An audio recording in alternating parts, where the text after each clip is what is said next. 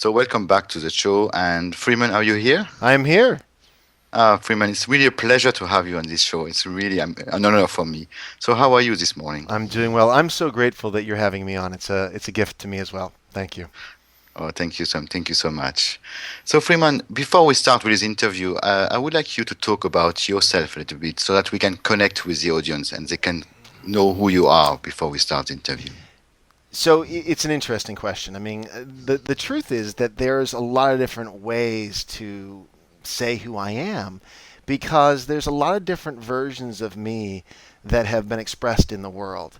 I know the through line. I'm aware of the parts of me that have come out in various ways. Something you may not know about me, just a little interesting side note, is that I was a soap opera star in the middle 90s. I was on the show The Young and the Restless. There's so many sort of odd, seemingly disconnected pieces from teaching high school in an inner city, being a real estate developer. We had, between my partner and I, $500 million in real estate development projects going on in the world. It's almost like I've changed hats and personas and come out in so many different ways. The only thing I can say now is probably for the first time in my life, there is a kind of congruity, a coherence, if you will, where sort of everything has come together. I describe it in this context that there's really only one of me. Not that there aren't various expressions, there are. And in truth, all those past expressions were aspects of my experience. But I was searching for something that I thought was outside of me, right? I thought that there was something that would make me happy, whether that was, the girl. I've been married twice, but I had a number of different women who I thought would save me, that I thought would be my it. I had several careers. I had some fame. Being a soap opera star is curious. It's a odd kind of fame, but there were a whole slew of folks sort of following me and stopping me on the street to talk about the whatever storyline or the show or something. And that was an interesting iteration of my experience. What I came to ultimately is that all of those expressions of me had a sort of light side and a dark side. And the part I never wanted to really own was this sort of shadow component. I was perfectly willing to bask in the upside, the sort of fun and the adulation and the money or the whatever, But the shadow component was the piece that I sort of rejected. But my life, as I constructed it, this construct, this self I put out, came apart enough times where I had to at some point. And there was enough moments, enough recognitions that there was something deeper in my experience that I needed to connect to, that at some point I hit what I call my tipping point. And that point's it's not an exact moment. There's a series of sort of benchmarks or points of reference. I can go, yeah, my world really collapsed, and I had that was a sort of a dark night of the soul, and yeah, that was a dark night of the soul, and yeah, that was a moment where I couldn't pretend anymore. And so been a number of those that have gotten me to here, wherever that is. And you and I, before the show, are sort of chatting about this, that there's an unfolding in our lives. What the heck are we doing? I don't know, but it's playing out. And I'll share this in the sense of what we were speaking about, that it feels right. And that's something I'm learning to trust. And that's a lifetime of learning to trust it. I mean, and I think it'll be a lifetime. I don't know if that's ever going to be a complete and total, sort of faith and allowing for mystery and unfolding. It's always, at least it always has been for me, a bit of a negotiation. But at this point in my life, it's less than it's ever been. So, So you were talking about negotiation, mhm. and the question is really, who are you negotiating with? Okay, there's a number of characters that I'm negotiating with. In very simple terms, there are. I'll put this in the terms I talk about it now. I have something I call my adaptive personality. That's the self that I've constructed in my life. And it's constructed in large part out of defense. So it's the ways that I've learned to defend myself in the world, and it's also the ways that I've learned to negotiate gifts, talents, and abilities, ways I've learned to come out in a particular way. And I often refer to this as a construct. It's an identity that I identify with. It's a part of myself that I identify with. What that is it allows for certain aspects of me, but it disallows other aspects of my experience. What has happened, this negotiation, as you point out, has over time I've expanded my personal box. There's more room for more of what I call my authentic self, and the construct in general, because it's fallen apart. Now that's something I mentioned a minute ago, is that because my world as I constructed it came apart a number of times, that actually was a tremendous opportunity. Many of the points in my life when my life was seemingly working, had they not come apart in some way, I don't know if I would have given them up. I don't know if I ever would have quit, for example, The Young and the Restless. I was getting too much affirmation for it. I don't know if I ever would have, quit my real estate development career because everyone was telling me how great I was doing. In truth, I was miserable, and a bit of my own personal story is my weight was a big factor. I mean, weight's been an interesting sort of mirror for me. My physical weight, that it's gone. I have over 100 pound swing in my adult life, so I've gone very high and very low, and dieted and did all kinds of craziness for many, many decades. So that's one of the ways in which my construct didn't hold up, because I could not, in essence, control the way that my experience was being expressed as patterns of behavior, namely eating habits, right? I would eat to cope with stress, anxiety, fear, loneliness, whatever.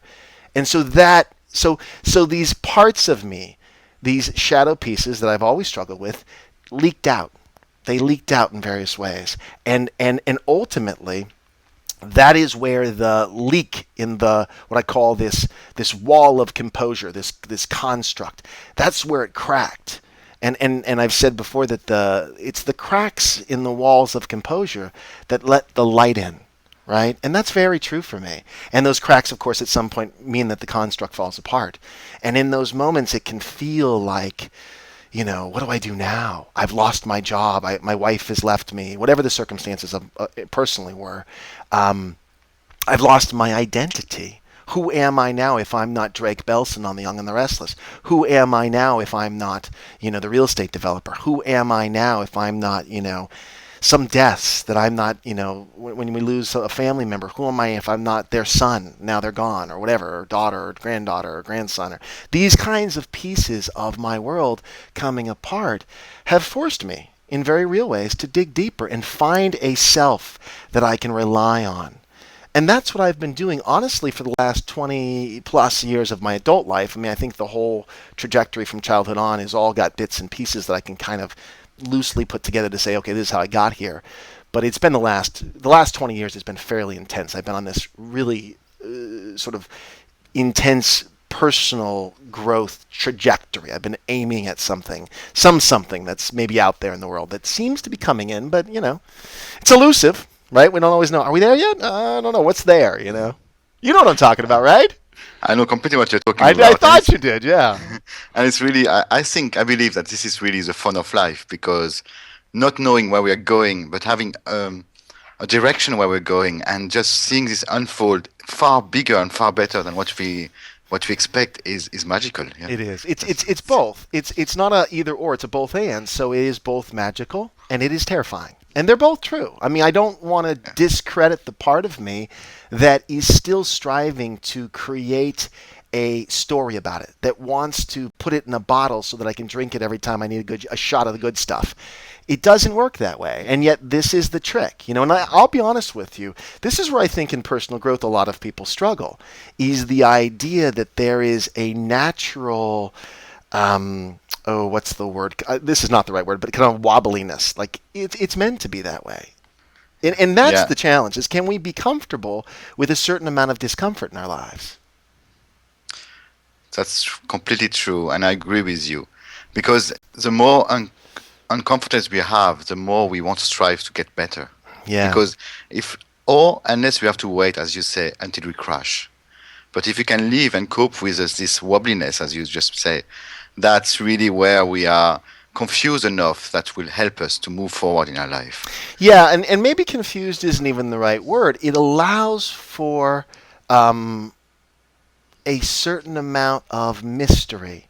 It allows for something that what you said before I think is right. It can be very exciting, it's really one of those things. I have to tell you how much I flop back and forth. My wife and I were talking last night about something, and it's a precarious situation. And I kept saying, "But look at the opportunity," and we were looking at all these variables of our lives, and I was saying, "Look, there's 6 or 7 different stories we could tell right now, and they'd all be true, and they would be threads." Of our emotional experience, of our past experience. They'd be these threads of truth that we'd follow into a story. And this is a big deal. This idea of story, which I'm willing to bring up in this moment if you want to go there, about how we live our lives in stories, that we create a story about something. And I often suggest that we're very careful, very conscious of the stories, of what we call something. Because then as you know, from basic law of attraction, what we put our attention on expands. It becomes real for us. It's not inherently real. Things don't have inherent meaning. We make things meaningful. So a level of conscious awareness in terms of what we're projecting things onto is very valuable. So the idea of story, that we can unwind our stories, that we can see what our stories are expressions of, and not be too attached to our stories. That's very important. When you say story here, you're talking about your vision, your future life, Well, what you desire. no, that's a little different. When I talk about story here, we live our lives in stories. It's how we make sense of our experience. So we've done this since birth. And what's interesting is, as one does their personal process and looks back at some of the stories that they have told, both as individuals and as part of a unit, a tribe, some collective, right? So what happens is, something, for example, happens that's traumatic in, let's say, your life, my life, it doesn't matter, right? So something traumatic occurs at a young age. Let's say the age is 10. What happens is the 10-year-old is trying to make sense of it within their construct, within what their world tells them is real, is important, what they oughtn't to be, and so forth and so on. And so they start to make sense of it and put this out in the world. What they're looking for is people to affirm the story they're telling. And they may not get affirmation for certain stories. So then they adjust the story, that 10-year-old mentality, adjust the story to fit with whatever their family of origin, their tribe, can agree upon. And then everyone makes this agreement. That's what the story is, right? Okay. And then we go forward as if that's true. And we then make all kinds of other choices based on an assumption, based on an agreement, an agreed upon perspective, agreed upon whatever. Okay? That's what we have to dismantle. 2 parts. One is, I know that there are lots of experiences trapped in a 10-year-old's perspective, and a 9-year-old's perspective, and an 18-year-old's perspective. I know that there's a lot of things that I have bought into about myself and the way the world works that is an agreement. It's a belief based on agreement of my tribe. And a lot of those agreements don't serve me. Money, for example. What money is or isn't is agreed upon. You pull you're in Dublin, so it's a little different, but for us it would be $1, but it would be some paper currency, right? A pound. You pull it out of your wallet and you look at it. It's a piece of paper. And yet, what's attached to that piece of paper? What are all the assumptions? What are all the trailing bits that we invest energetically in this piece of paper? That piece of paper, for a lot of folks, rules their lives. They have no sense of what it really is. They have no sense of how to exchange it, how to draw it in. They're confused by it. It's this thing that overwhelms this. What is happening is, the money is a mirror. It is reflecting back to them, to me, to you, agreements. Beliefs about what is possible for us. It becomes something that we project onto. If we're conscious of this, we can begin to shift our experience in very subtle ways. We begin to recognize that $1, a pound, a currency, can represent an exchange of value. Good and service. Wow, that could be it. It's a currency. Current, flow. It could be a flow. Yeah. It's interesting because we start to relate to it. In America, they're called Federal Reserve notes, and I often refer to them as thank you notes because that's how I want to be with them. That's how I want to treat them, right? So I all of a sudden am able to negotiate with collective agreements. I'm able to negotiate with parts of my own experience. And in a moment, not every moment, I can rise, let's say, above them. That's probably not completely accurate, but I can separate from them enough to where I can make a choice about how I want to be in relationship with this piece of paper from my pocket. That is a very different deal than how most people approach money. It's only a mirror. It simply reflects back to us what we think we deserve. It reflects back to all kinds of stuff can be wrapped up in that little piece of paper, which is notional. The value of it is totally notional. It's the notion that it's worth something. It's not inherently worth anything. I mean, it's really, if you know a little bit about money, it's really not inherently worth anything. It is only representative of a collective agreement about value. And it has so many personal ties. So that's one example of this negotiating. How do I want to be in relationship with money? And to be able to see it from the perspective I'm discussing is liberating. Right? It is completely liberating, and yeah, and I completely agree with you. But it's a really, you just opened my mind on this, and it's great because for me I'm struggling a little bit on receiving from other people because I feel that I'm not really worthy of receiving something. I'm Bingo. providing good service, but so what would you advise me to do? Well, Or how? here's the deal. There's a couple different things that are going on. You have to recognize, or I offer that you recognize, the natural imbalance that we are presently in as a culture. And I mean, this is the Western world, okay? You get into the Far East, you get into some other kind of places, I don't know. But for the most part, the Western world has a distorted perception when it comes to money. It's distorted. So we got to take that into account. This is between you, me, and the wall, though lots of people are listening to this. And so for those listening, okay, you're included in our private conversation. Here's the deal. I don't know if the system we've created is gonna hold up in the future. I wonder about that because it's profoundly flawed.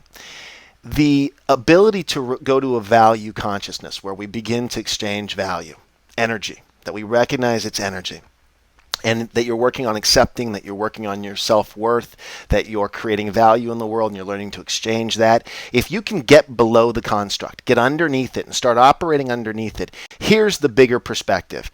Yes, you will do better within the construct. In other words, you'll make more money. Yeah, that's true. But the larger and more important piece is this, that if the construct comes apart, you'll be fine. It's really flawed. So I'll give the American equation. In America, we undervalue teachers. We overvalue people who trade money. So the traders and the insurance brokers and the people who really, if we're really honest, don't create really any true value. They're just clever. And it's a little bit of like how clever and how tricky and how, honestly, sneaky can I be? And in our culture, that's been rewarded. And it's a miss. And we kind of all know it's a miss. And there's these people, like teachers, who are creating tremendous value, who are not being recognized. So we have two choices. We can get really pissed off about the imbalance, or we can begin to negotiate a different currency. Currency just means flow, okay? Get below the construct and negotiate a different currency.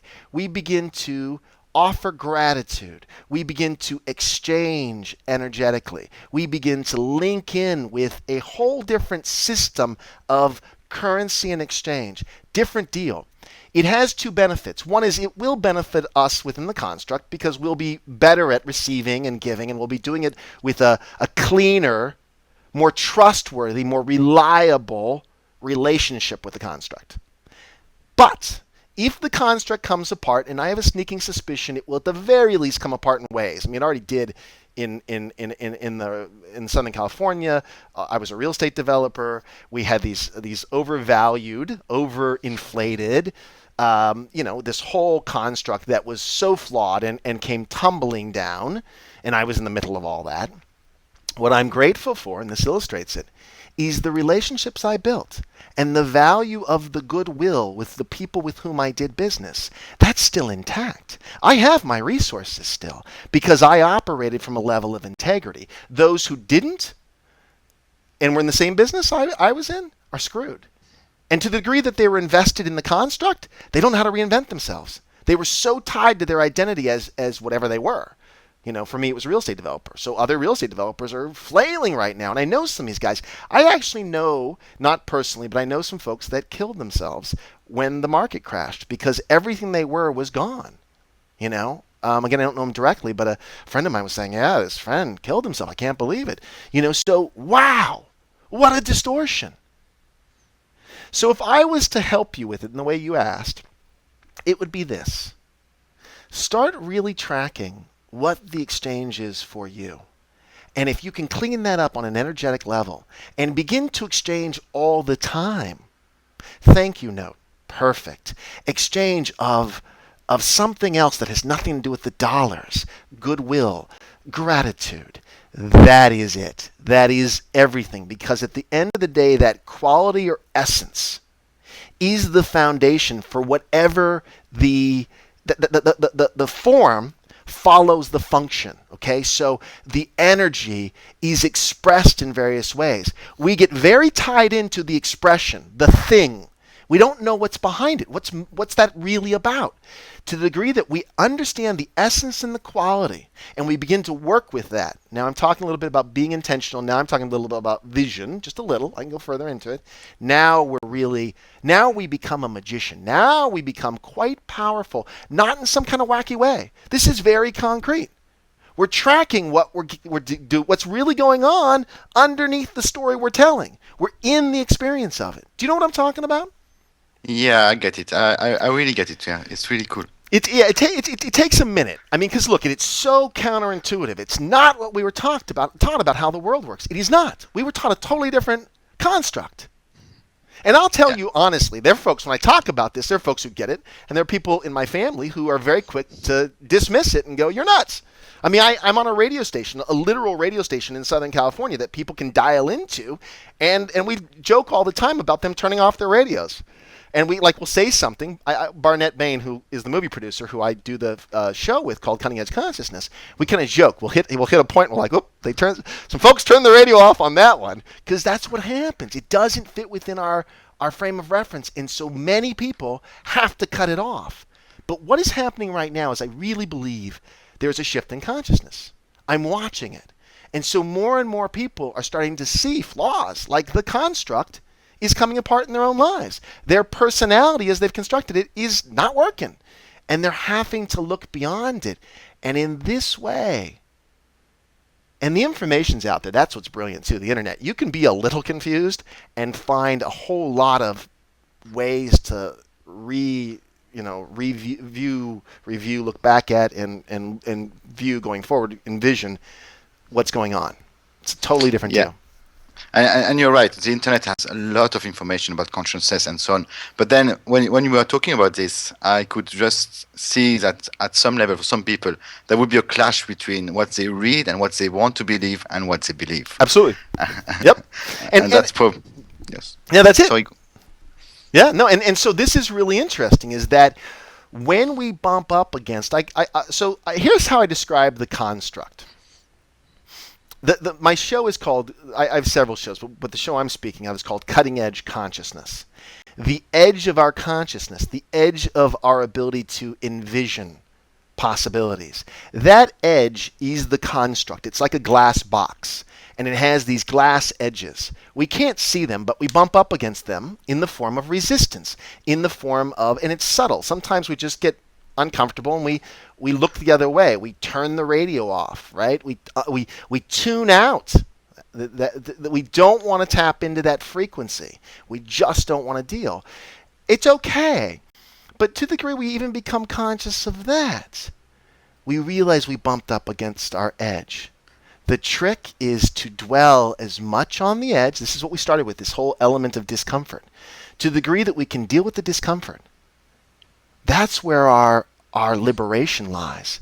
See, that's where we can let some of the burden off. As we get to the edge, as we dwell on the edge of our construct, we can begin to peer out to something that's possible that we haven't imagined yet. Because here's what I really believe.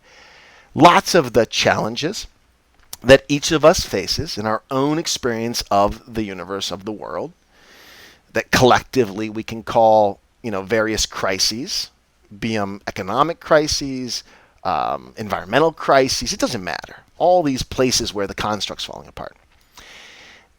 To get beyond it, we have to actually envision something different. It's like politics. Politics doesn't operate from a paradigm that is ever going to get us anything solved, or it's so not destructive versus constructive, right? So in order to really get beyond some of the problems, some of the crises, we can't think on the level of the crises. We have to actually think outside the quote unquote box. We have to actually imagine. We have to actually expand into something else. Not as a reaction to, because that'll just create more of the same, not as a reaction to the problem, but as moving towards something that we do want in our lives. That's how things really expand. When we focus on what we don't want, law of attraction, we get more of what we don't want. When we begin to imagine, when we begin to allow for this percolating of this essence of who we are, and we find expression for that, don't get tied to the expression, folks. Don't get too tied up in what it looks like. Get the quality in that expression. Really embrace that. Then we begin to promote the quality, and the world opens up. That's very, very profound what you said. There's Really. a caveat, and I'm sorry to make it complex, but this is just a piece. What we have to embrace is the shadow aspect. So let me illustrate this, and I think this will be helpful. Everything, I talk about this split. The split is got a light side and a dark side, right? It's got a identified self and a disidentified self, the part of us we don't want to deal with, which we call the shadow often. And this is for individuals and collectives. In other words, the culture has its acceptable and its unacceptable, and the reaction to the unacceptable is what everyone is. It's this whole energy that creates pretty massive problems, because you can't ever solve anything if you're rejecting it. You can't ever deal with it. You can't ever integrate it. It's integrating that's the key. So if someone says, for example, I want a sports car as an intention, the right-hand side is, well, it would be fun. It would be an expression of my abundance, an expression of driving fast and cool and loose and great and da-da-da-da-da. The left-hand side is that if I had a sports car, people would like me. If I had a sports car, then I'd be enough, maybe in the eyes of my father or whatever. And it is not either or. It is both. So you can have the sports car. Just know what it's really an expression of. It can be both. And to the degree that we own the shadow aspects, they get integrated. And it's no longer a conflict. It's no longer a reaction. It's like it unplugs it from all this charge that's underneath it that seeps in and kind of ruins everything. So it's about both. It's about allowing for the part of us, the shadow aspect of us, but yet choosing to lead with something, with an intention. So we own the disowned self, and we intentionally choose to project out qualities that we want to experience, right? Gifts, talents, and abilities. We know what those are, but we also have to own where we trip. So you were saying there's a whole, my personal value is a part that I struggle with. So my offer is you hold that close, and you begin to ask for what you want. And you know there's a party that feels like you don't believe it, but you're expanding into the possibility that you might deserve more. And bit by bit, you then are okay with more coming in. But you got to own the disowned self, right? The very fact that you said there's a part of me that feels like I don't deserve it, you're okay. In that moment, you're okay. I know. I have the same part of me. I understand. Now you're human. Now you're trustworthy. Now you and I can do business. Now we're real. Now this is the new paradigm. That illustrates it. This is the new paradigm. The old paradigm, pretending like I'm Joe Cool, ain't going to get it done anymore. Pretending like everything's okay, that ain't going to get it done anymore. We've done that. We've created all these bullshit constructs. Forgive my language. This isn't broadcast radio, so I think I'll be okay. I'm actually on a broadcast show. We have to bleep that stuff out, so I don't know. But the idea that the construct is coming apart is normal and healthy. It's part of the evolution, and we're all going through it. Yeah. What you make me think about is that, as you said, the fact that I express that I was not feeling very worthy sometimes Hmm. is really being authentic. It And is. authenticity is probably the biggest freedom that we can give ourselves. Yeah. Absolutely. Absolutely. Compl- It's listen, we've been living with this hum, this like this low hum in the back of our brains that we're a fraud. All of us who have been pretending, all of us who have been projecting this personality have a secret inside. And the secret creates a conflict. Anytime you have a conflict, it blocks energy. It blocks energy. It's like a salesperson. If a salesperson shows up and they don't really believe in their product, they're not going to sell you anything. Unless they're that person who says, look, you have a lot of products to choose from. I'm not saying this is the best product for you, but here's what's good about the product. And this is what I think is good about the product, and it might be a good product for you. Here, would you like to consider it? That actually is a very new paradigm way of selling. But the old model, you had to be someone who could really buy into your BS. You had to be really into your product, projecting at such a level where you're push, push, push. And people would buy it because you were so confident about your product. We're seeing that coming apart. We're seeing people, and people who do that, they're seeing their lives come apart because they can't BS themselves anymore, right? That's Mhm. kind of what we're coming out of is this imbalance of an exaggerated kind of manufactured confidence and belief in something that is hollow. It's got a flaw. And so a lot of people are looking at their lives going, wow, I bought in full force to this idea of what my life ought to be, and it stinks. I achieved the girl. I got the money. I did all this. And the imbalance is what's costing me. And I'm finding that. I mean, I'm a life coach, so people are coming to me, successful people, who are going, I hate my life. I've got to find some meaning and purpose. This ain't it. And I go, yeah, I know.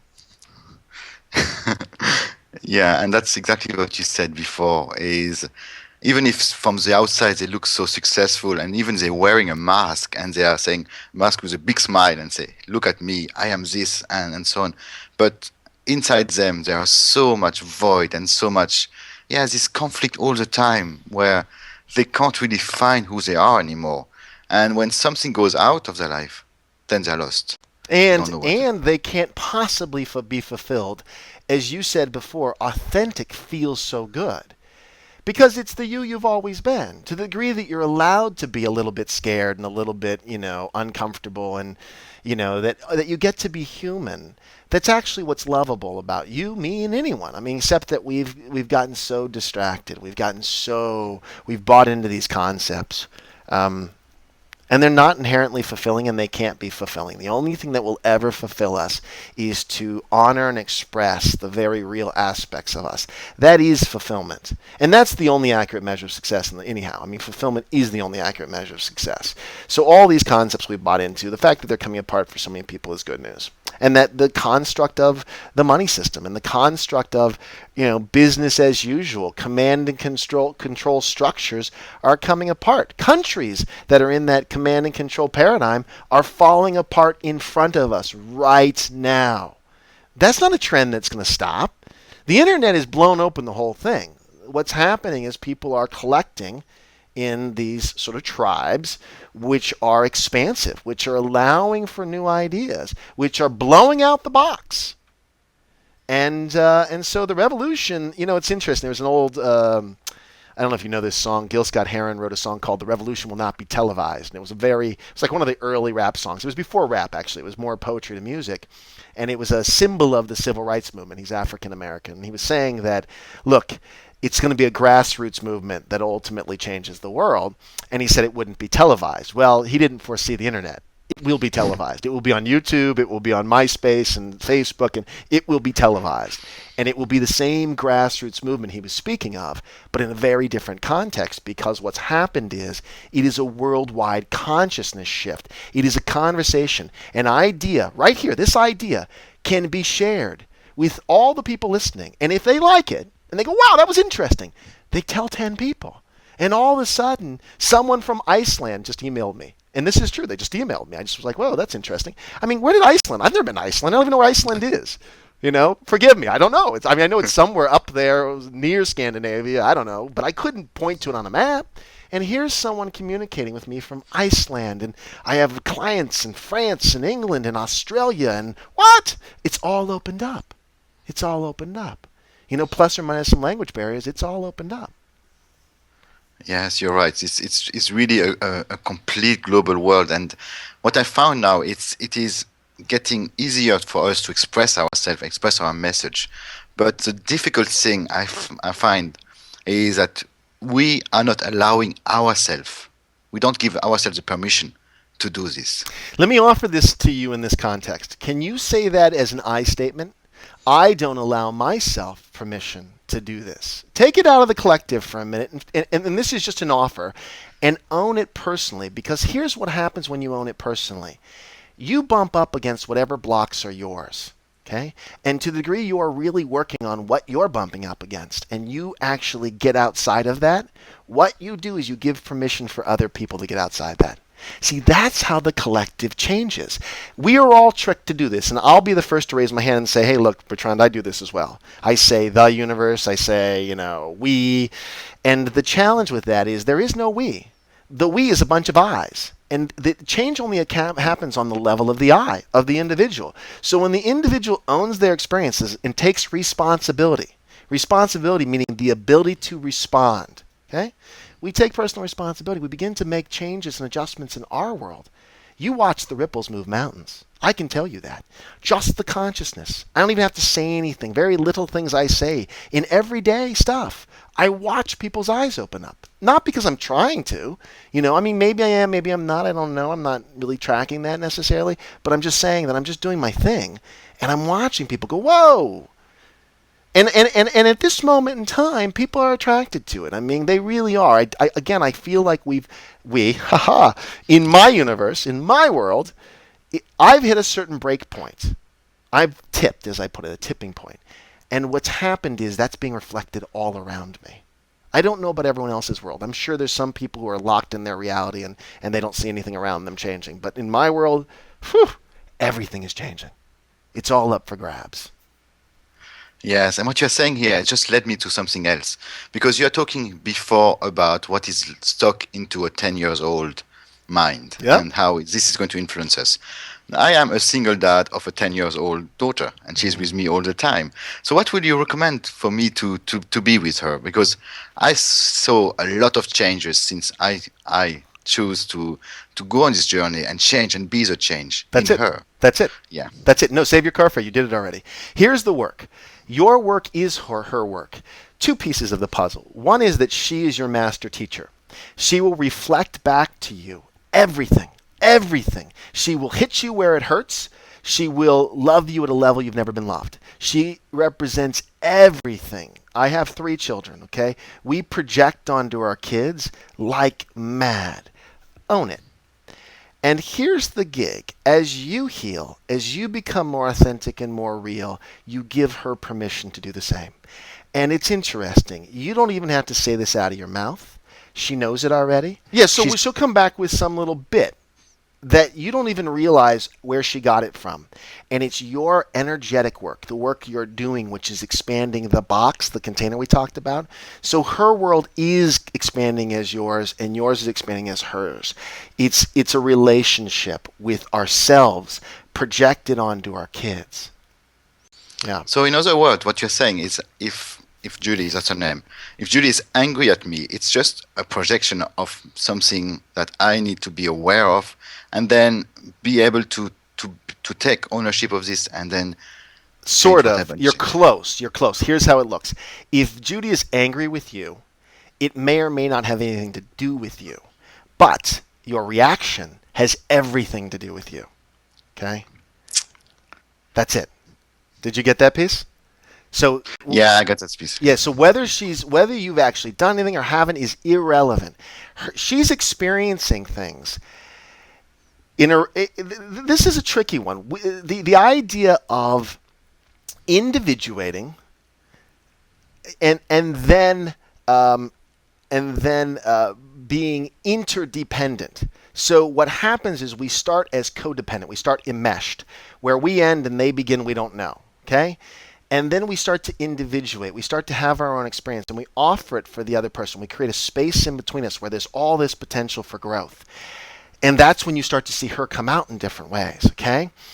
You individuate and then you become independent. And then after that, you can then become more interdependent, where you really pick up for each other.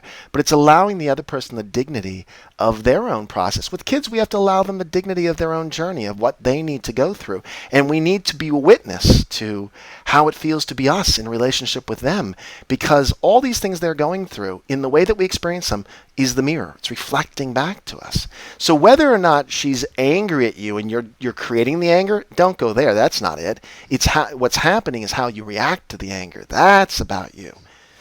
Because look, if someone is, let's say someone on the street corner is very angry. Let's say they're crazy, but we don't have to know that. All we know is they're screaming and yelling on the street corner. You walk past them. You don't take it personally. You don't take that on. They're screaming on the street corner. I live in Los Angeles. This happens all the time. I don't need to think twice about that. There's someone yelling in the street corner. I just walk around them. I avoid them. They're screaming. I don't want to be around that. And yet I would never take it on. They're having their own unique experience. But of course, with our kids, we take it all on. So the idea is, wow, my kid's really reacting. They're really having their experience. How do I be of service to them so they can get through this? And what part of me is coming up? The part of me that wants to shut them up, that gets mad in response? That's my job. Now school's in session. That's my master teacher right there. Yeah, that's really, really incredible what you just say, but it's true. It's true, completely true. And it's amazing what you said. I'm really being blown away here. And if, let's say, I can hear some people saying maybe when they're listening to this, that's fine, Freeman. What you're saying is great, but I am feeling stuck in my life now. I don't know where to go next, what to do next. Because you were moved from something, being a soap opera actor, to being you now, today. But I don't know how to do this. What will you say to them? I didn't know how to do it either. And the truth is, it's one step at a time. I mean, the very fact that they're listening to this will open their mind to possibilities. And then what happens is, it's a little like a ball rolling downhill. Once we open up to a possibility, more and more comes in. I mean, books literally fall off shelves and hit us in the head. And we have to pick it up. We just start driving along, we turn on a station and something comes on and we hear it. It doesn't stop. So everything does begin with intention. The intention to heal is what creates healing. The intention to grow is what creates growth. It's the intention that directs the experience. And to become really adept at directing our experience is a little tool, not a little tool, it's a major tool, in creating a vision. You brought that up before, envisioning something. Except I want to track back because there's one little piece that's where people miss. When we find something that represents something, for example, that we want, we have to really get that it's a possible expression of a quality. I know I said this before, but this is like with vision boards. People create vision boards and they put things on the boards and they get attached to what it looks like. That's a problem. I don't actually create vision boards. I create visions where I put out ideas, but it's all expressed in terms of qualities. And at the bottom of the page, I always write, I surrender my limited vision to a higher intelligence for the greatest good of all. Because there's a part of me that says that's the best I can guess at right now. It's a placeholder. But if I understand the quality and I actually go for the quality, then how it gets expressed in the world, I honestly don't care. Yeah, that's cool. Because why I was smiling when you say I surrounded myself. I surrender my limited vision. It's limited. It's limited to what I can, to a higher intelligence. There's some part of me, within me, outside of me, I don't know, that actually, when I allow for it, stuff plays out brilliantly. Synchronicity, all kinds of wonderful things. And it is for the greatest good. Yeah, and I completely resonate with you here because one day I was trying to write something for a competition I was doing, and I needed to find information what I'm going to write, and I was really stuck at the moment. And then suddenly the book I had on my table had exactly the information I wanted to have, All and day that long. was just magical, just here. Listen, either everything's a miracle or nothing's a miracle. You decide. When we really start to understand and take this responsibility, we just see our experience reflected back to us all day long. And the universe, my universe, supports me 100%. Everything, every single thing that is going on in my life is an expression of some aspect of my experience. To the degree that I own that, I become very empowered. And you got to own the shadow part. But when I own it, then I really have some ability to construct in my life, to make constructive choices versus destructive choices. Because trust me, the destructive choices get expressed. They do. So when we aren't aware of some underlying stuff, it comes out sideways because all energy, as you and I both know, gets expressed. It does. So we put a cap on it, it leaks out. This is that leaking out piece that I was talking about. We own it. We direct it. We find a constructive expression of it. We create a container. We begin to become more real, more authentic, more expressive. We bond with people in a more substantive way than when we're pretending. That's all I'm talking about. So this idea of creating a vision, that begin to envision what's possible. Begin to expand your vision. But don't get locked into things. That's often an expression of the construct, not this deeper essence quality that we really want to put out in the world. I'll illustrate it if you'd like. This might be helpful. So look, if I am holding the intention, I recognize that I enjoy connection. Okay, that's a piece of my experience.